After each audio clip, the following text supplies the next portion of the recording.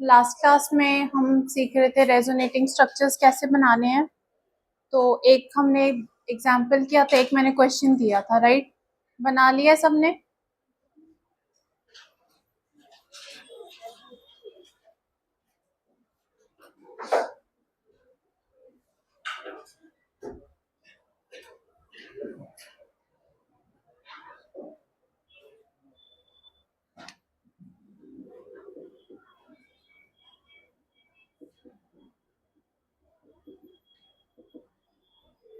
थोड़ा सा रिकनेक्ट करते हैं जहाँ से हमने स्टार्ट किया था, रेजोनेंस से। ठीक है, उसके पहले मैंने क्या बताया था कि 3 तरीके से कॉन्जुगेशन होगी तब वो रेजोनेंस में पार्टिसिपेट करेगा।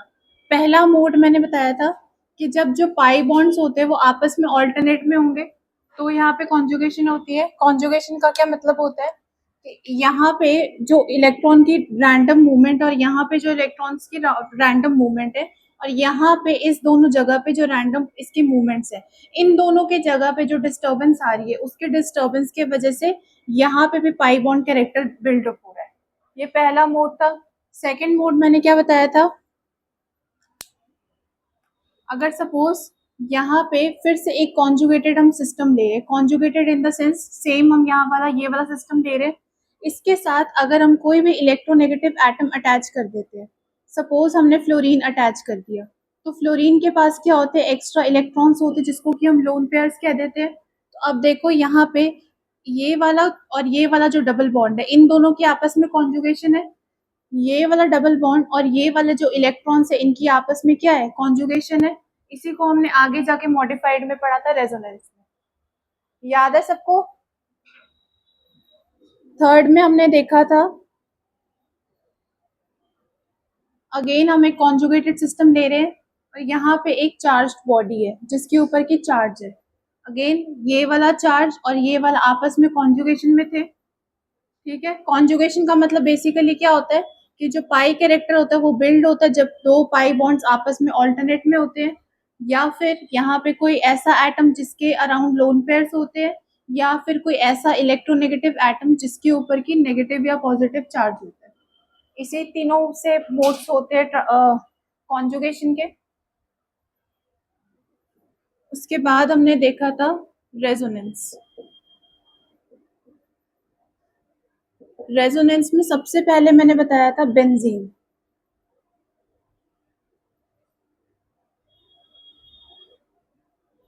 अब यहाँ पे ये साइक्लिक स्ट्रक्चर है और जो हम इसका रेजोनेटिंग स्ट्रक्चर बनाते हैं वो बिल्कुल इसी के जैसे ही होता है, इसीलिए इसको हम डबल हेडेड एरो के तरीके से दिखाते हैं।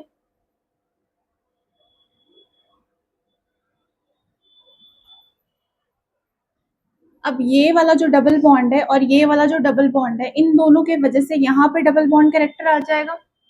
ये वाला जो डबल बॉन्ड है और ये वाला डबल बॉन्ड है आपस में ऑल्टरनेट में है, तो इन दोनों के डबल बॉन्ड ऑल्टरनेट होने की वजह से क्या होगा, यहाँ पे भी पाई बॉन्ड कैरेक्टर आ जाएगा। अब ये वाला जो बॉन्ड है और ये वाला बॉन्ड है ये आपस में क्या है, ऑल्टरनेट में। अगेन क्या होगा, यहाँ पे भी डबल बॉन्ड कैरेक्टर आ जाएगा हमारा। तो अब जो डबल हेडेड एरो का क्या मतलब होता है, जो हम ये वाला स्ट्रक्चर बना रहे हैं और जो हम आगे बना रहे हैं स्ट्रक्चर वो दोनों सेम होगा। ठीक है, तो अब देखो जो हमने यहाँ पे डॉटेड में शो किया इसको हम यहाँ पे अब शो कर देंगे। तो अब देखो ये जो डबल बॉन्ड है ये पूरे के पूरे रिंग में घूमा है, इसीलिए इसका जब हम हाइब्रिड स्ट्रक्चर बनाएंगे मतलब इक्विवेलेंट स्ट्रक्चर बनाएंगे तो उसमें क्या करेंगे, डॉटेड वे में शो कर देंगे। ये डॉट का मतलब होगा कि ये जो पाई बॉन्ड है 1 से शुरू होके 1 2 3 4 5 6 फिर से घूम करके ये 1 पे ही आके रुक गया, इसी को हम कहते हैं रेजोनेंस। आगे अगर हम इसके ऊपर कोई ग्रुप अटैच कर देंगे तो वो डिफरेंट तरीके से रेजोनेंस करता है, जो हमने लास्ट क्लास में किया था। ठीक है, एक बार ये लिखो फिर हम वो दोबारा से करते हैं।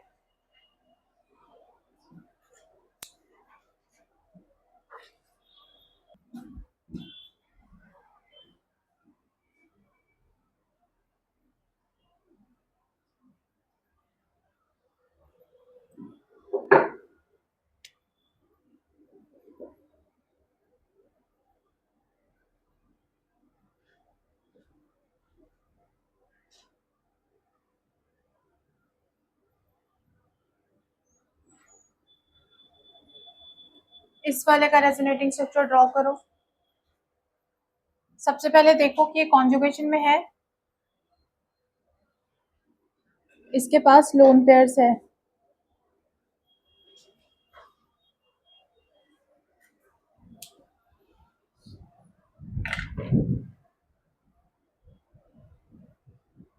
पढ़ के आए हो डीपी में कि एंजॉय करके आए हो सारे? पढ़ा था कुछ? नहीं लग रहा है देख के।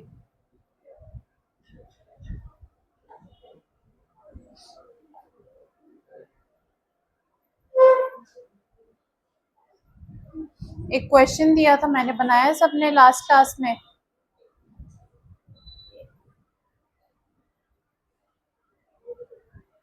बनाया है या मैं चेक करूँ कॉपी मांग के?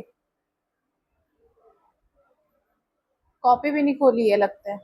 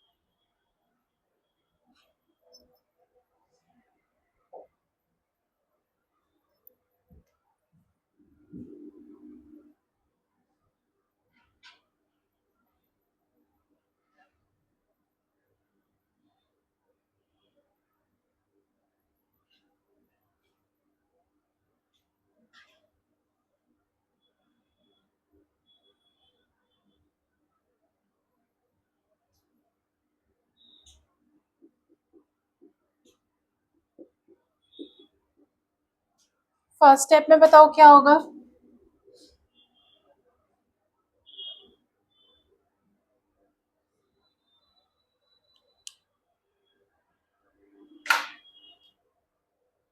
कुछ होगा इधर कि नहीं?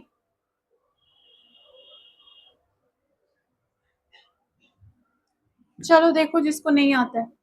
सबसे पहले यहाँ पे क्या होगा, मैंने बोला था चेक करना है कि कॉन्जुगेशन में है या नहीं। ठीक है, तो अब यहाँ पे लोन पेयर है और यहाँ पे ये डबल बॉन्ड है, ये आपस में ऑल्टरनेट में है, तो दैट मीन्स कि कॉन्जुगेशन में होगा। तो अब क्या होगा, ये वाला जो क्लोरीन है वो अपने लोन पेयर्स को डोनेट कर देगा। मैंने बोला था कि अगर सपोज यहाँ पे हमारे पास डबल बॉन्ड है, पाई बॉन्ड है, तो उसमें क्या होता है, ये वाला तो सिग्मा बॉन्ड में कैलकुलेट होता है। ये जो पाई बॉन्ड होता है इसमें क्या होता है, 2 इलेक्ट्रॉन्स होते हैं, मतलब कि 1 pi bond is equals to 2 pi electrons. अगर ये यहाँ पे ये 2 इलेक्ट्रॉन्स को डोनेट कर देगा तो डबल बॉन्ड क्या हो जाएगा, यहाँ पे आ जाएगा। ये डबल बॉन्ड यहाँ पे आ गया। अब इस वाले ने इलेक्ट्रॉन्स डोनेट किया, दैट मीन्स इसके ऊपर क्या चार्ज आ जाएगा, पॉजिटिव आ जाएगा। अब मैंने कहा था कॉन्जुगेशन में क्या होता है, जब ये इसको कर रहा है तो ये वाला एक्सेप्ट कर रहा है, दैट मीन्स यहाँ पे नेगेटिव आ जाएगा, बताया था। अब देखो यहाँ पे जब नेगेटिव आ जाएगा तो कार्बन जो है उसके पास 5 इलेक्ट्रॉन्स हो जाएंगे, शुरू से हमने पढ़ा है कि कार्बन जो होता है वो टेट्रावेलेंट होता है, उसके पास 4 से ज़्यादा इलेक्ट्रॉन्स नहीं हो सकते। तो अब देखो यहाँ पे क्या होगा, ये नेगेटिव चार्ज जो होगा वो यहाँ पे आके ट्रांसफर हो जाएगा और ये जो डबल बॉन्ड है वो एज इट इज रह जाएगा। अब नेक्स्ट में देखो, ये डबल बॉन्ड और ये आपस में कॉन्जुगेशन में है, इस वाले की हम करवा चुके हैं इसलिए इस वाले को एज इट इज लिख देंगे। इसका अभी हमें कोई काम नहीं, ये दोनों की हम करवा रहे हैं। तो अब देखो क्या होगा, ये डबल बॉन्ड यहाँ आ जाएगा और ये नेगेटिव चार्ज यहाँ पे आ जाएगा। ठीक है, उसके बाद देखो फिर से हम क्लोरीन और ये वाले को हम कर चुके हैं। अब देखो ये वाला जो नेगेटिव चार्ज है और ये वाला आपस में कॉन्जुगेशन में है, तो अब क्या हो जाएगा, नेगेटिव चार्ज यहाँ पे आ जाएगा और ये डबल बॉन्ड यहाँ पे आ जाएगा। ठीक है, नेक्स्ट देखो, ये वाला डबल बॉन्ड जो है और ये वाला जो आपस में कॉन्जुगेशन में है, तो अब देखो क्या होगा, यहाँ पे ये वाला डबल बॉन्ड यहाँ पे आ जाएगा और ये वाला चार्ज जो है वो इसके ऊपर आ जाएगा। अब देखो यहाँ पे क्या है, प्लस है और माइनस है, तो चार्ज न्यूट्रलाइज हो जाएगा। दैट मीन्स कि ये चार्ज हमारे पास नहीं है। अब देखो जहां से हमने स्टार्ट किया था हम वापस वहां तक पहुंच चुके हैं। अब रिएक्शन में जब इसको पार्टिसिपेट करना होगा तो हम पांचों स्ट्रक्चर्स नहीं ड्रॉ करेंगे, एक हाइब्रिड स्ट्रक्चर ड्रॉ करेंगे। हाइब्रिड को हम कैसे करते हैं,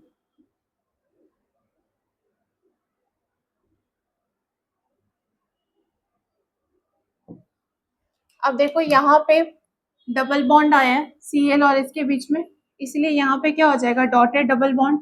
Cl के ऊपर पॉजिटिव चार्ज है इसलिए पॉजिटिव चार्ज आ जाएगा। अब देखो नेगेटिव चार्ज कहाँ कहाँ पे आया है, इस वाले पोजीशन को हम क्या कहते हैं,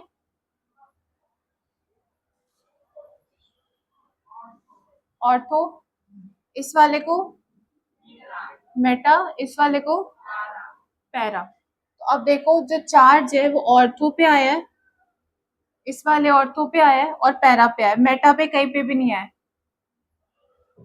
दिख गया सबको। तो अब जब हाइब्रिड स्ट्रक्चर बनाएंगे तो ऑर्थो पे आ जाएगा नेगेटिव चार्ज, पैरा पे आ जाएगा, इप्सो वाले पे आ जाएगा क्योंकि पॉजिटिव चार्ज हमारे पास थे 3 स्ट्रक्चर के लिए, डबल बॉन्ड था। अब ये जो डबल बॉन्ड रिंग के अंदर है, इससे भी पूरे के पूरे रिंग के अंदर ऐसे मूवमेंट किए, इसलिए इसको इस तरीके से हम शो करते हैं। बना लो।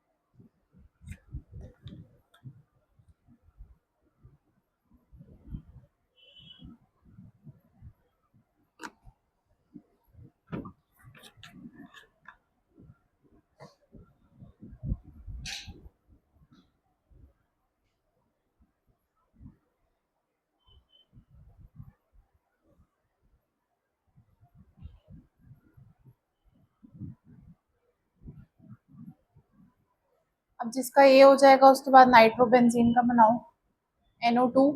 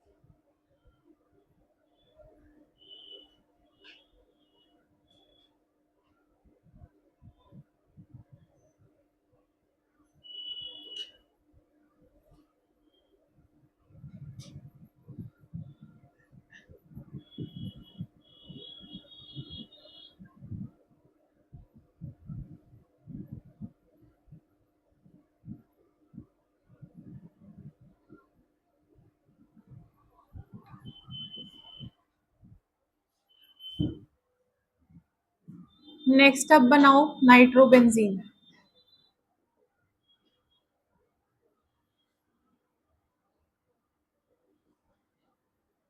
इसमें थोड़ा दिमाग लगाओ।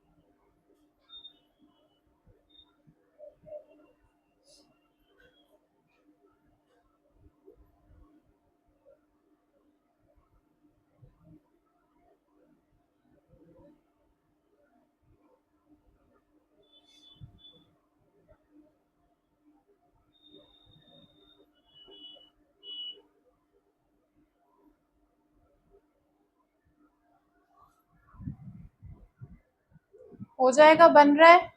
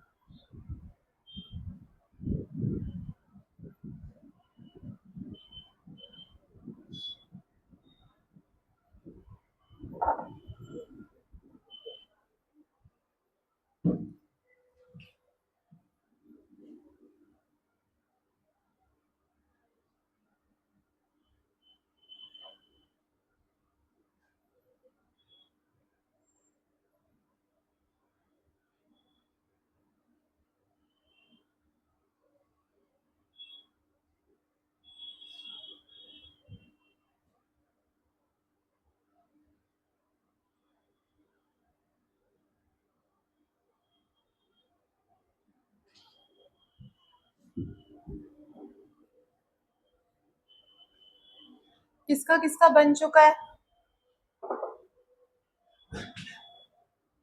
इधर किसी का बना है? कैसे बनाया है?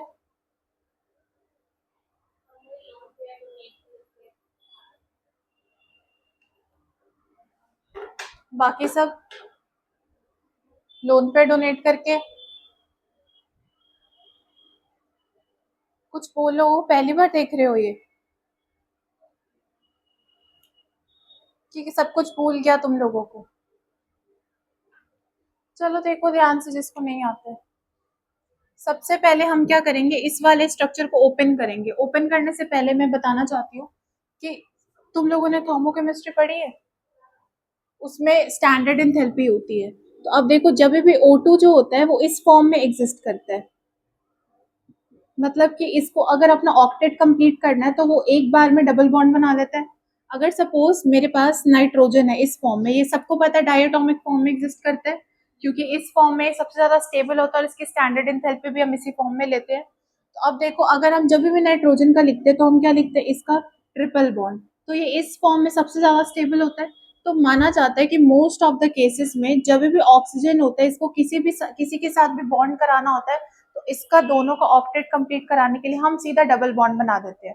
मतलब कि यहाँ पे देखो NO2 है हमारे पास, तो हम क्या कोशिश करेंगे यहाँ पे, अगर सपोज मुझे NO2 का स्ट्रक्चर बनाना है तो सबसे पहले मैं क्या करूंगी, इसके साथ डबल बॉन्ड बना दूंगी ऑक्सीजन का।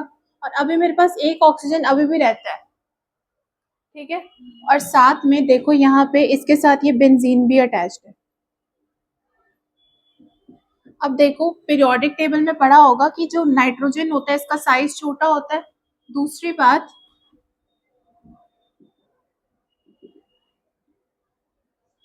नाइट्रोजन के पास क्या नहीं होता है, एम्प्टी डी ऑर्बिटल।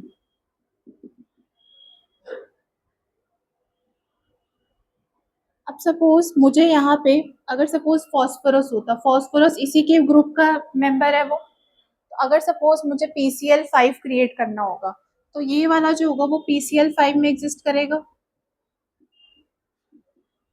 अगर सपोज मुझे नाइट्रोजन का करवाना होगा यहाँ पे, तो ये क्या करेगा, ये इस फॉर्म में एग्जिस्ट ही नहीं कर पाएगा। क्यों नहीं कर पाएगा? क्योंकि क्लोरीन जो है वो एक, इसका साइज बड़ा होता है, तो नाइट्रोजन का साइज क्या होता है, छोटा होता है। वो एक टाइम पे इतने सारे एटम्स को होल्ड नहीं कर सकता, ठीक है। दूसरी बात, यहाँ पे जो फॉस्फोरस होता है इसका साइज कंपैरेटिवली नाइट्रोजन के कंपैरिजन में बड़ा होता है, तो ये क्या करेगा, पांचों क्लोरीन एटम को एक साथ होल्ड कर सकता है। इतनी बात समझ में आ गई सबको? दूसरी बात कि ये जो फॉस्फोरस होता है इसके पास एम्प्टी डी ऑर्बिटल होते हैं। एम्प्टी डी ऑर्बिटल का मतलब क्या होता है कि ये, जैसे यहाँ पे नाइट्रोजन है वो 3 बॉन्ड्स ही बना सकता है, पर ये क्या कर सकते हैं, ये 5 के 5 बॉन्ड बना सकते हैं। इसके भी आउटर मोस्ट में 5 इलेक्ट्रॉन्स होते हैं, इसके आउटर मोस्ट में भी कितने होते हैं, 5 इलेक्ट्रॉन्स होते हैं। बट ये क्या करता है, ये 3 बॉन्ड बना लेता है, इससे ज़्यादा बॉन्ड नहीं बना सकता क्योंकि इसका साइज़ छोटा होता है। दूसरी बात कि इसके पास एम्प्टी डी ऑर्बिटल नहीं होता।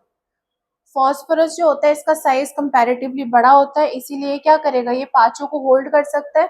दूसरी बात कि ये क्या कर सकता है, इसके पास एम्प्टी डी ऑर्बिटल होते हैं तो ये इसके साथ बॉन्ड कर सकता है। तो अब देखो यहाँ पे मतलब नाइट्रोजन जो होता है इसकी सबसे स्टेबल जो हम लिखता है फॉर्म, वो होता है 3 बॉन्ड पेयर, मतलब कि 3 बॉन्ड्स बना सकते हैं और प्लस 1 लोन पेयर। इतनी बात समझ में आ गई? 3 बॉन्ड पेयर हो गए। लोन पेयर में कितने इलेक्ट्रॉन्स होते हैं? 2। तो टोटल इसका स्टेरिक नंबर क्या हो जाता है? 4। और इसके पास अगर मैं इलेक्ट्रॉन्स काउंट करूंगी तो कितने हो जाएंगे? तो अब इलेक्ट्रॉन्स तो 5 ही होते हैं नाइट्रोजन के पास। तो अब देखो यहाँ पे ये जो नाइट्रोजन है इसका एक इलेक्ट्रॉन इसके साथ शेयरिंग पे आ गया, यूटिलाइज हो गया। ठीक है। दूसरा देखो, ये वाला इलेक्ट्रॉन इसके साथ शेयरिंग पे चला गया, ये वाला इलेक्ट्रॉन जो है वो इसके साथ शेयरिंग पे चला गया। तीनों इलेक्ट्रॉन्स यूटिलाइज हो गए इसके अब। और अभी इसके पास क्या बचा है? हमारे पास एक लोन पेयर बचा है। तो अब मैंने बोला है कि ये जो लोन पेयर है, ये अब जो नाइट्रोजन जो है वो इसके साथ बॉन्ड नहीं कर सकता क्योंकि नाइट्रोजन का साइज क्या होता है? छोटा होता है और इसके पास एम्प्टी डी ऑर्बिटल नहीं होता। तो अब देखो, अब ये बॉन्ड तो बना नहीं सकता बट स्टिल यहाँ पे NO2 मॉलिक्यूल है, इसको हमें किसी भी तरीके से एडजस्ट करना है। तो कोऑर्डिनेट बॉन्ड सुना है? कोऑर्डिनेट बॉन्ड क्या होता है? Is a type of covalent bond ही होता है। जैसे हम टाइप्स ऑफ बॉन्ड्स में क्या पढ़ते हैं, सबसे पहले हम देखते हैं आयनिक बॉन्ड। आयनिक बॉन्ड में क्या होता है? Transfer of electrons. Covalent bond में क्या होता है? शेयरिंग ऑफ इलेक्ट्रॉन्स होते हैं। तो अब देखो, जो कोवेलेंट बॉन्ड होता है उसी का टाइप होता है कोऑर्डिनेट बॉन्ड।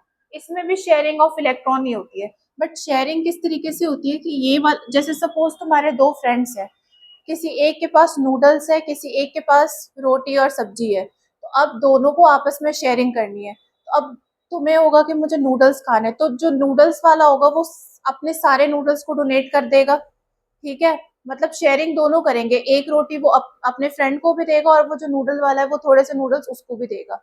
बट शेयरिंग कैसे हो जाएगी? नूडल्स दोनों के फेवरेट है, ठीक है, रोटी सब्जी कोई भी नहीं खाना चाहता, तो नूडल्स क्या करेंगे, वो सारे के सारे अपने फ्रेंड को डोनेट कर देगा। अब उसको भी भूख लगी है तो वो क्या करेगा, आधी रोटी उसमें से ले लेगा। मतलब इक्विवेलेंट शेयरिंग नहीं है बट शेयरिंग है यहाँ पे। इतनी बात समझ में आ गई? अब देखो यहाँ पे ये जो नाइट्रोजन है ये क्या करेगा, ये बॉन्ड तो बना नहीं सकता, तो ये अपने नूडल्स को यहाँ पे डोनेट कर देगा। मतलब डोनेट नहीं, मतलब शेयरिंग होगी यहाँ पे। ठीक है, इक्विवेलेंट शेयरिंग नहीं होगी, ज्यादा शेयरिंग जो है वो इसके तरफ होगी। ऑक्सीजन जो है वो ज्यादा इससे ले रहा है और ये वाला जो है वो उसको उससे कम कुछ मिल रहा है। इसका भी ऑक्टेट कंप्लीट हो गया, इसका भी ऑक्टेट कंप्लीट हो गया। इतनी बात समझ में आ गई? अब देखो कोऑर्डिनेट बॉन्ड में क्या होता है, ये है कोवेलेंट बॉन्ड का ही टाइप होता है, बस इसमें हम एरो के हिसाब से शो करते हैं। एरो का मतलब होता है इस वाले को हम डोनेट कर रहे हैं इलेक्ट्रॉन्स और ये वाला डोनेट कर रहे हैं। अब देखो, जो इलेक्ट्रॉन डोनेट करता है उस वाले के ऊपर कौन सा चार्ज आ जाता है? पॉजिटिव। इस वाले के ऊपर क्या आ जाएगा? तो ये इसका स्ट्रक्चर हो जाएगा। ठीक है, अब देखो इसको जब मैं ओपन करके लिखूंगी,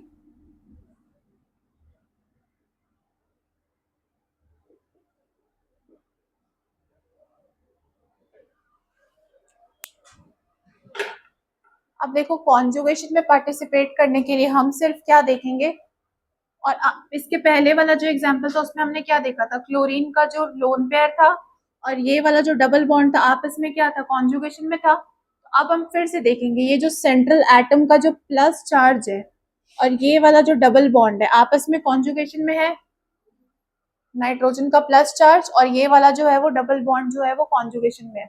बाकी इसके जो साइड एटम्स है इसको हम नहीं कंसिडर करेंगे। आगे भी हम जितने स्ट्रक्चर्स बनाएंगे, सपोज एल्डिहाइड का स्ट्रक्चर बनाएंगे हम, तो उसमें भी हम सिर्फ सेंट्रल एटम का चार्ज देखेंगे। सेंट्रल एटम का मतलब जोन सा एटम डायरेक्टली बेंजीन रिंग से अटैच्ड है, सिर्फ उसका चार्ज या उसका लोन पेयर देखेंगे।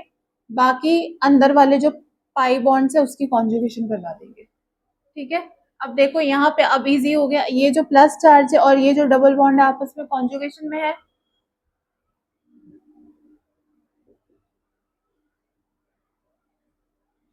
तो अब देखो क्या होगा, डबल बॉन्ड जो है वो यहाँ पे आ जाएगा, ये वाला डबल बॉन्ड यहाँ पे आ जाएगा, ये वाला प्लस चार्ज क्या हो जाएगा, यहाँ पे आ जाएगा।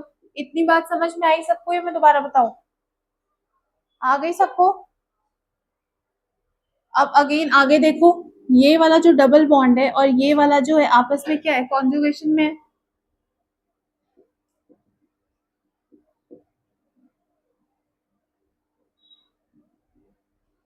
अगेन ये वाला पॉजिटिव चार्ज और ये वाला कॉन्जुगेशन में होगा।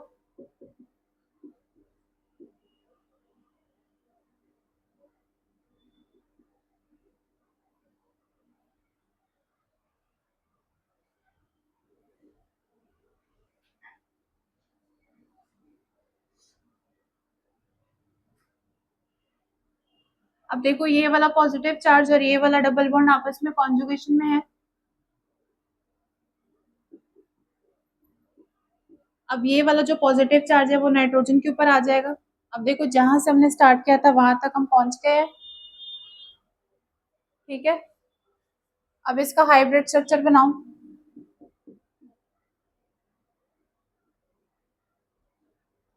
बना लोगे?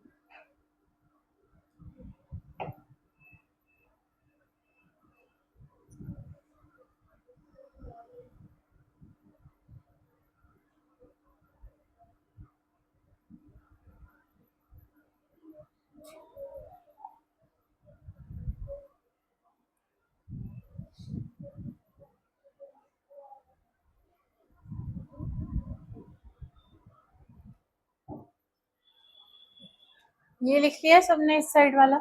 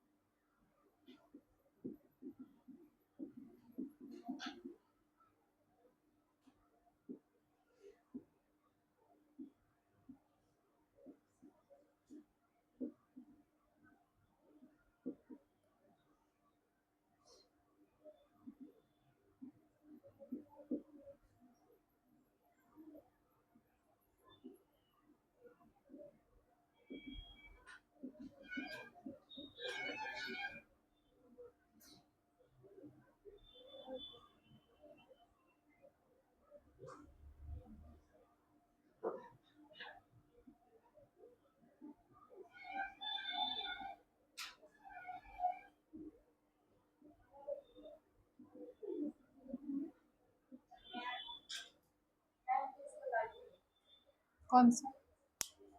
स्टार्टिंग से?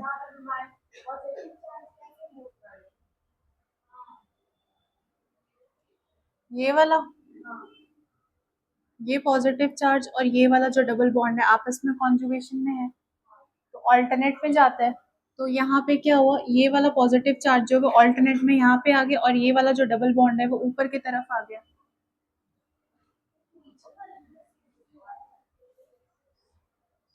उस वाले में हमने लोन पेयर को डोनेट किया था, इस वाले में चार्ज और डबल बॉन्ड का है। दोबारा बताओ शुरू से।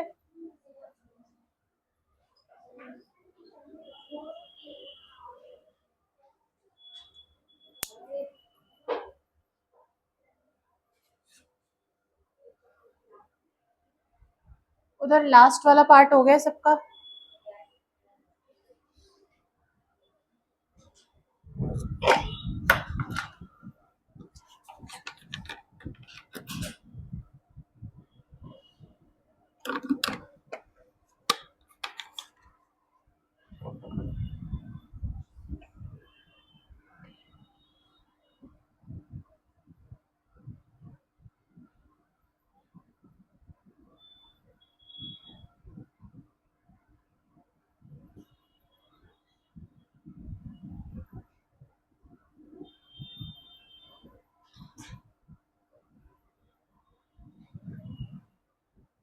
अब देखो एग्जाम में तुम्हें जब भी नाइट्रोजन का कोई भी क्वेश्चन आएगा तो उसमें देखोगे, जो मैंने दो मेन बात बताई है उसको याद रखना।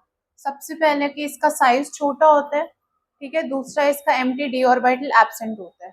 तो इसका मतलब है कि ये 3 बॉन्ड्स बना सकता है, 3 से ज्यादा बॉन्ड नहीं बना सकता। और एक इसका लोन पेयर बचा रहेगा क्योंकि इसके पास कितने इलेक्ट्रॉन्स होते हैं आउटर शेल में, 5 होते हैं। तो इसकी सबसे स्टेबल कॉन्फ़िगरेशन वही होती है। तो जब भी एग्जाम में तुम्हें नाइट्रोजन का कोई भी कंपाउंड आएगा या कोई भी ऐसा ग्रुप अटैच्ड होगा जिसके में नाइट्रोजन है, तो उसमें स्पेशली इस बात का ध्यान रखोगे, ठीक है। बाकी तुमने कोऑर्डिनेट बॉन्ड पढ़ी है उसमें इनऑर्गेनिक में कि नहीं, हुआ है ये वाला पार्ट?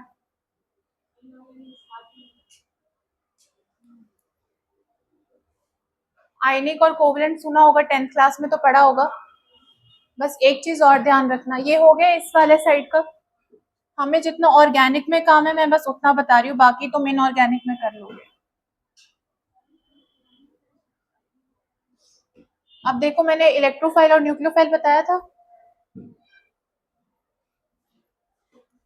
ये वाला लिख लिया सबने?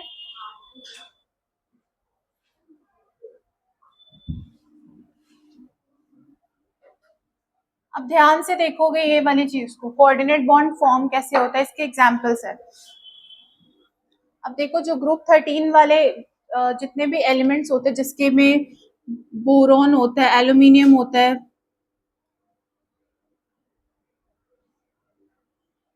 ठीक है, ये ग्रुप 13 वाले एलिमेंट्स होते हैं। इसको टिपिकली हम एज अ इलेक्ट्रोफाइल ट्रीट करते हैं। सबसे पहले हम बात करते हैं इलेक्ट्रोफाइल की। इलेक्ट्रोफाइल्स क्या होते हैं? अगर सपोज कोई ऐसा इंसान है जिसको केमिस्ट्री बिल्कुल भी नहीं आती है, तो उसको इलेक्ट्रोफाइल कैसे बताओगे?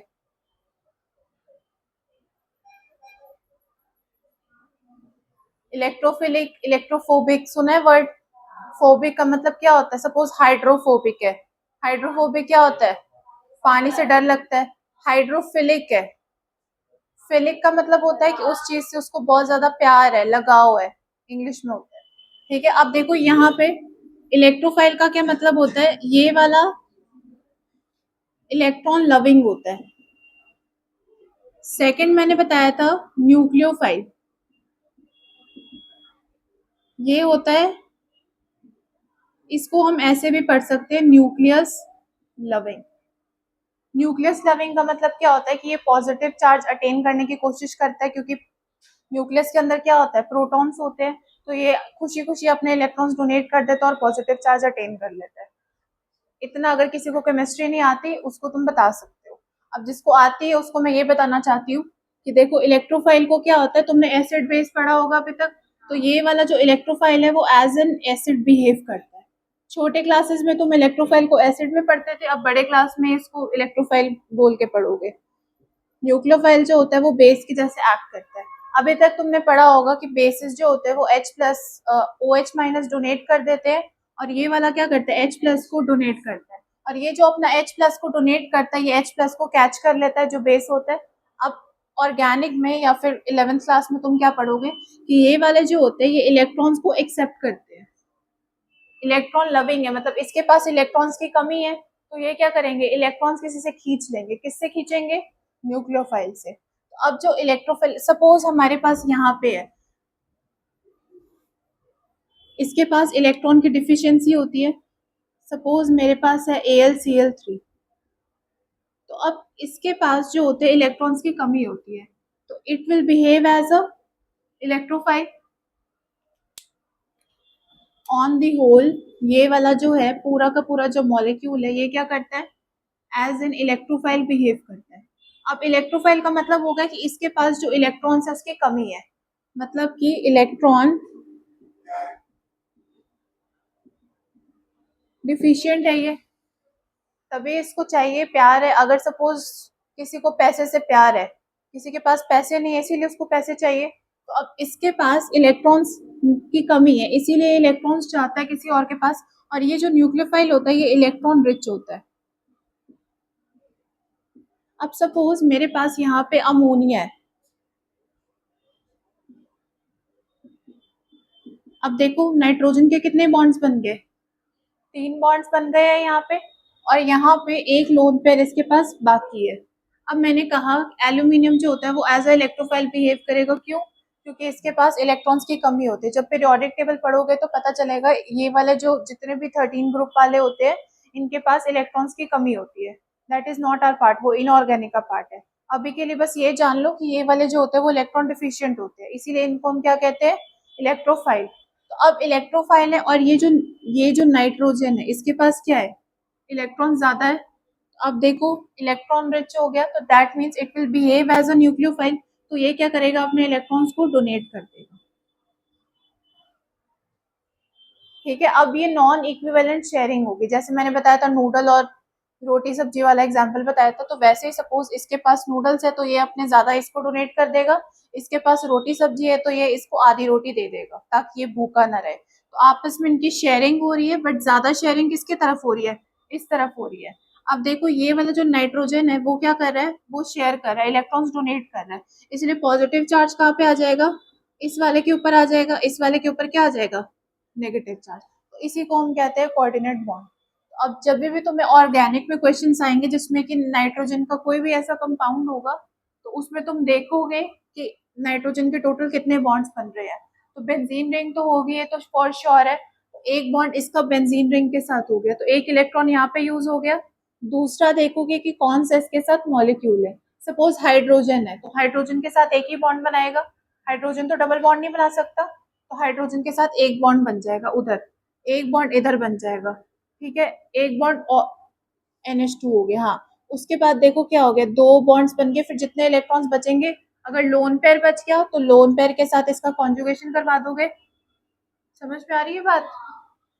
अगर यहाँ पे हाइड्रोजन है, लोन पेयर बच गए, तो लोन पेयर के साथ इसकी कॉन्जुगेशन कराओगे जैसे क्लोरोबेंजीन में किया था। ठीक है, अगर यहाँ पे ऑक्सीजन के साथ कोई भी है ऐसा, तो इसके साथ क्या करोगे, इसको प्लस माइनस में ब्रेक करोगे, फिर जो चार्ज की कॉन्जुगेशन होती है वो वाली करवा दोगे यहाँ पे। आगे बात समझ में? अब एक और एग्जाम्पल करते हैं।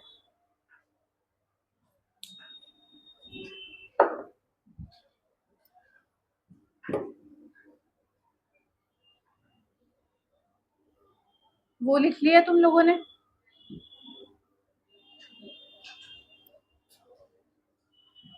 ये जो रेजोनेंस पार्ट है ये बहुत इंपॉर्टेंट है, इसको ध्यान से देखना। आगे में जितने भी रिएक्शंस होंगे उसमें तुम्हें ये नहीं कोई बताएगा कि रेजोनेंस कैसे हो रही है, क्यों हो रही है, बस तुम्हें पता होना चाहिए हो रही है। इसीलिए अभी से कॉन्सेप्ट क्लियर रहना चाहिए इस चीज का। किसी को डाउट है तो पूछ लेना दोबारा।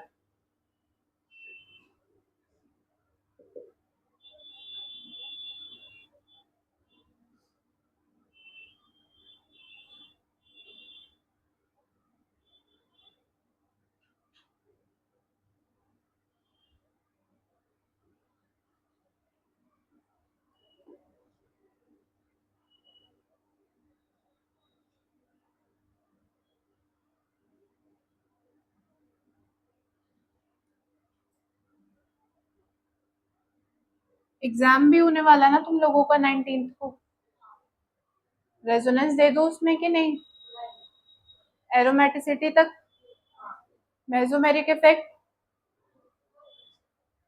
हाइपर कॉन्जुगेशन, इलेक्ट्रोमेरिक इफेक्ट रहेगा, इंडक्टिव इफेक्ट रहेगा, नोमेनक्लेचर और हाइब्रिडाइजेशन। ठीक है, सबको क्लियर है ये सारी चीजें? किसी को डाउट होगा तो पूछ लेना।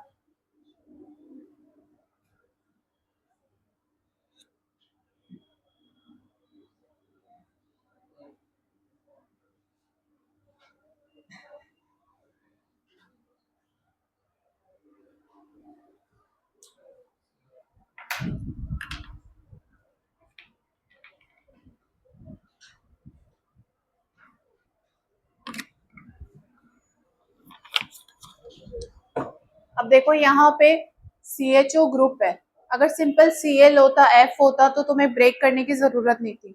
जैसे हमने NO2 को ब्रेक किया, ब्रेक इन द सेंस की बड़ा करके लिखा, इलेबोरेट करके, वैसे इसको बड़ा करके लिखो।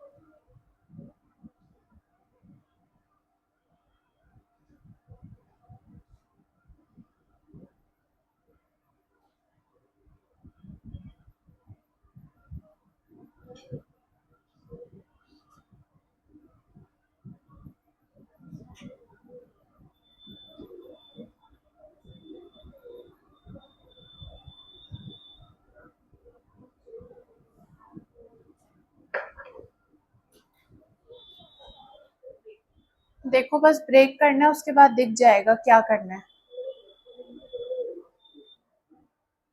यहाँ पे ये बेंजीन रिंग है,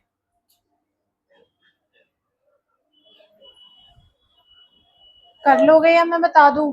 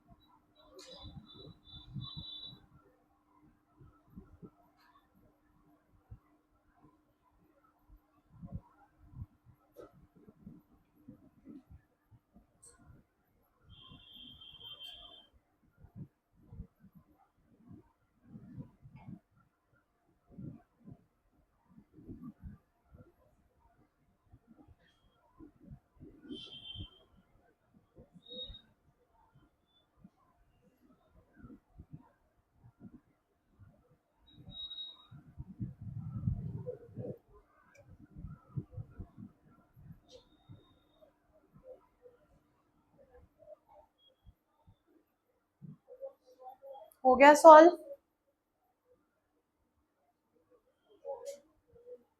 कैसे ब्रेक कैसे किया पहले तो ये बताओ।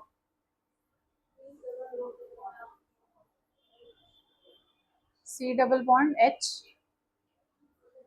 O या N?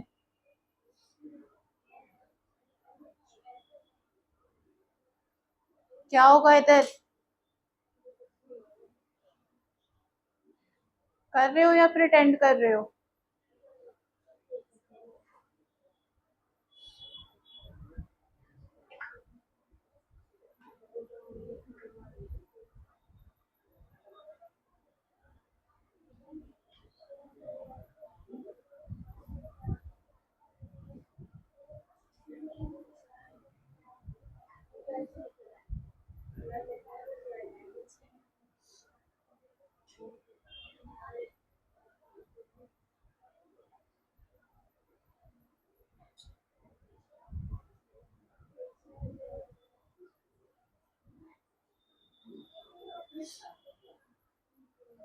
चलो देखो, सबसे पहले क्या करेंगे, इसको ब्रेक कर देंगे। ब्रेक कैसे करेंगे? सी डबल बॉन्ड ओ, क्योंकि मैंने ऑलरेडी बताया कि इसकी स्टैंडर्ड एंथैल्पी जो होती है उस फॉर्म में इसको हम एग्जिस्ट कराते हैं। अब देखो ये एच हो गया, अब आगे बताओ क्या करोगे?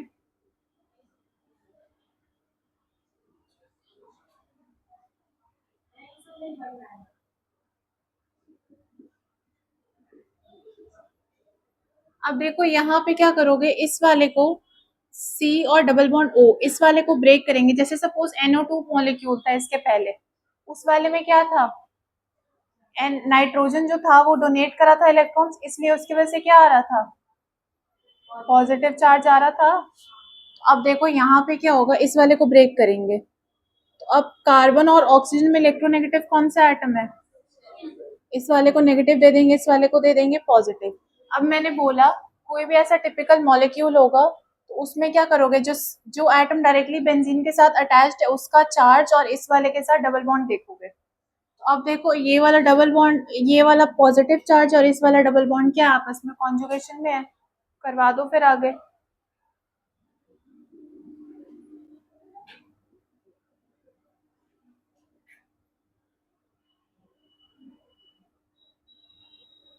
अब देखो यहाँ पे ये वाला पॉजिटिव चार्ज और ये वाला डबल बॉन्ड कॉन्जुगेशन में था, तो ये वाला डबल बॉन्ड क्या हो जाएगा, यहाँ पे आ जाएगा, और ये वाला पॉजिटिव चार्ज यहाँ पे आ जाएगा। अब अगेन ये वाला पॉजिटिव चार्ज और ये वाला आपस में कॉन्जुगेशन में है।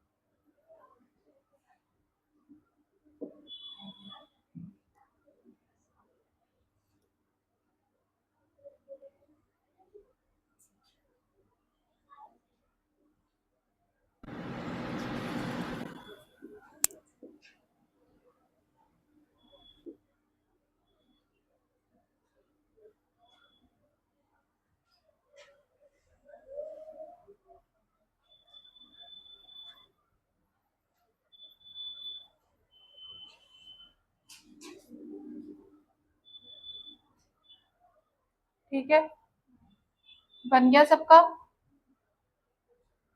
अब इसका हाइब्रिड स्ट्रक्चर बनाओ।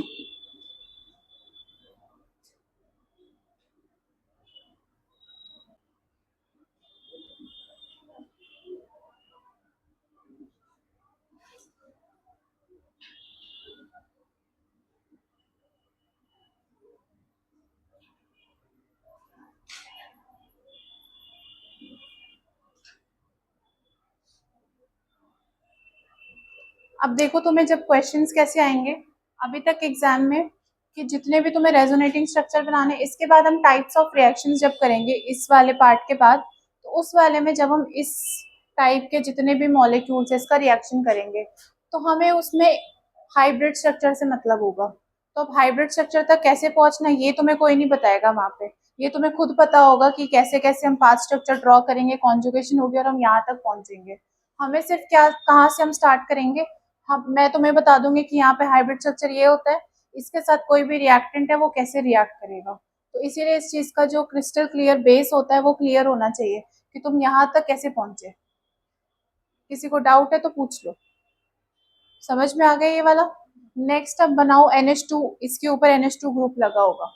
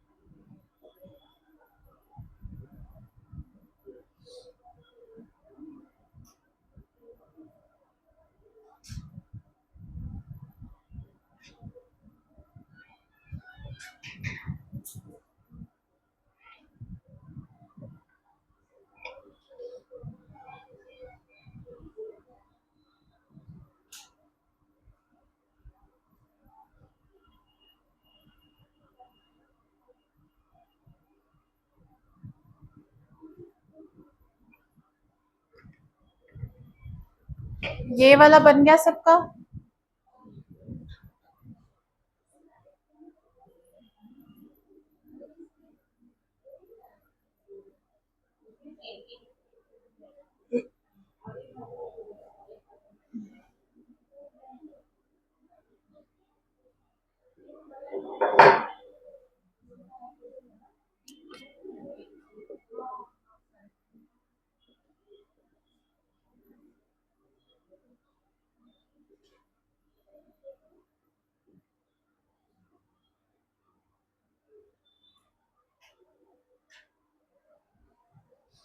सबसे पहले क्या करोगे, इसको ब्रेक करोगे।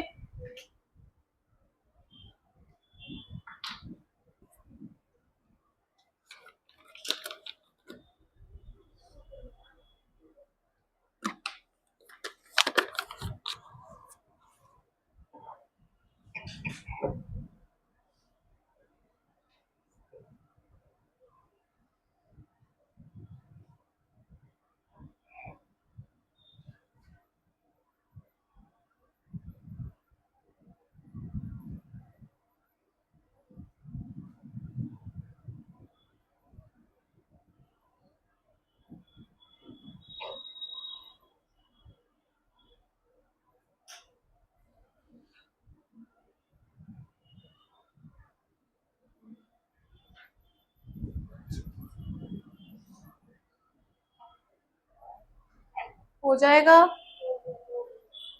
होमवर्क में लिख लो इसके ऊपर C double bond O H, sorry C O O H. Break तुम्हें खुद से करना है।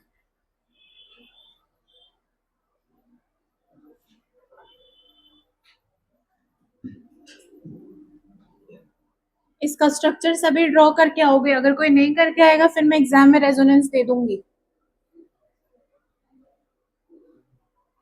अब देख लो रेजोनेंस चाहिए कि नहीं, और जो एब्सेंट है उनको भी बता देना।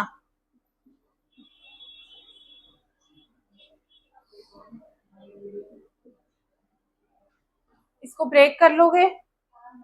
कार्बन के कितने बॉन्ड्स बनते हैं, 4। उस हिसाब से इसको ब्रेक कर लोगे। कर लोगे, बता दूं मैं। कर लोगे ना। ये वाला हो गया सबका।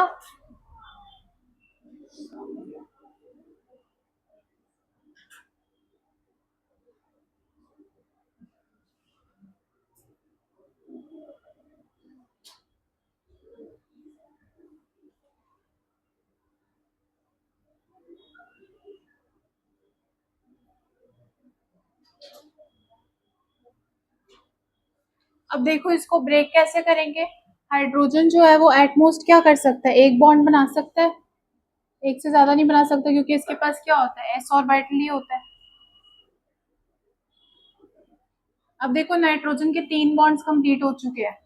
एक क्या इसके पास बच जाएगा, लोन पेयर्स। अब देखो ये वाला लोन पेयर और ये वाला डबल बॉन्ड क्या आपस में कॉन्जुगेशन में है, तो अब ये क्या करेगा, डबल बॉन्ड इसको डोनेट कर देगा।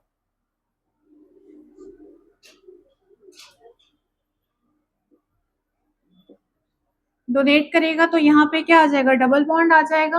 और जो डोनेट करता है उस वाले के ऊपर आ जाएगा पॉजिटिव चार्ज, इस वाले पे आ जाएगा नेगेटिव चार्ज। अब ये नेगेटिव चार्ज और ये आपस में क्या है, कॉन्जुगेशन में है।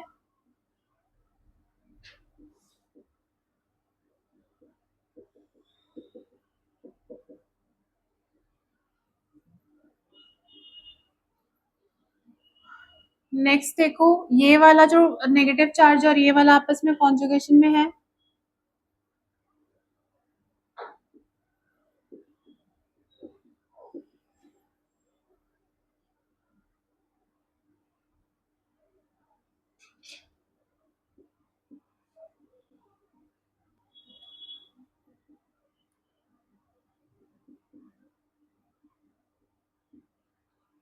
आ गया सबका आंसर। किसी स्टेप में किसी को डाउट है, इसका इक्विवेलेंट स्ट्रक्चर बना सकते हो।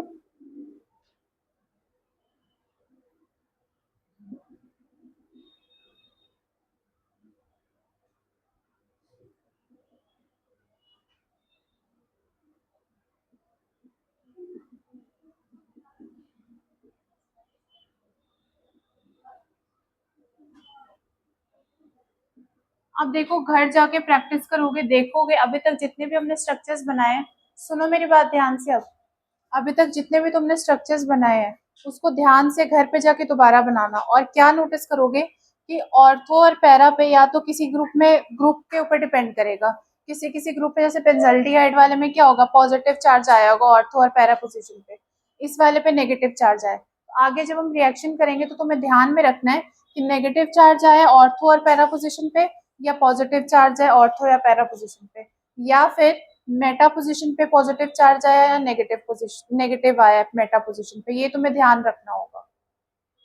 हाइब्रिड स्ट्रक्चर बना लोगे फिर तुम्हें लास्ट में कंक्लूजन देखना होगा कि depending upon what type of group is attached, कौन सा किस तरीके का ग्रुप अटैच्ड है बेंजीन रिंग के साथ, कि यहाँ पे इलेक्ट्रॉन डेंसिटी कैसी है, नेगेटिव आ रहा है ऑर्थो और पैरा पे या फिर पॉजिटिव आ रहा है। तो उसको हम कैटेगराइज कर देंगे नेक्स्ट क्लास में। अगर नेगेटिव आ रहा होगा तो उसको हम एक नाम देंगे, पॉजिटिव आ रहा होगा तो हम उसको एक नाम दे देंगे। ठीक है, प्रैक्टिस करके आना।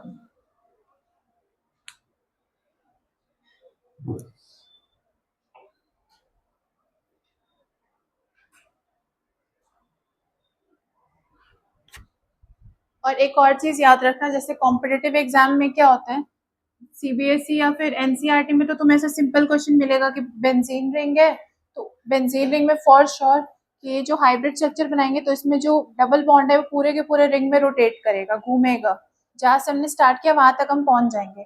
बट कॉम्पिटेटिव एग्जाम में कई बार कैसे क्वेश्चन पूछ देते हैं, तुम्हें उसमें ध्यान से एक एक स्टेप देखना होगा। तो उसमें कई बार ऐसे भी होता है कि सपोज मेरे पास एक रिंग है, इसमें कंप्लीट कॉन्जुगेशन नहीं है, यहाँ पे कंप्लीट कॉन्जुगेशन है, मतलब जो डबल बॉन्ड है वो पूरे रिंग में घूमा है। इनकम्प्लीट कॉन्जुगेशन का मतलब होगा ये जो डबल बॉन्ड है सपोज यहाँ से स्टार्ट हुआ होगा, डबल बॉन्ड यहाँ से चल के यहाँ तक ही आया, आगे नहीं बढ़ा, इनकम्प्लीट रहेगी कॉन्जुगेशन। तो वो तुम जब स्ट्रक्चर बनाओगे 5 या जितने भी बनेंगे उसमें तुम्हें पता चलेगा इनकम्प्लीट है। तो अगर ऑप्शन में है कि डबल बॉन्ड पूरे रिंग में रोटेट कर रहा है या फिर हाफ में, तो तुम्हें देखना होगा इनकम्प्लीट कॉन्जुगेशन है या कंप्लीट कॉन्जुगेशन है। ठीक है,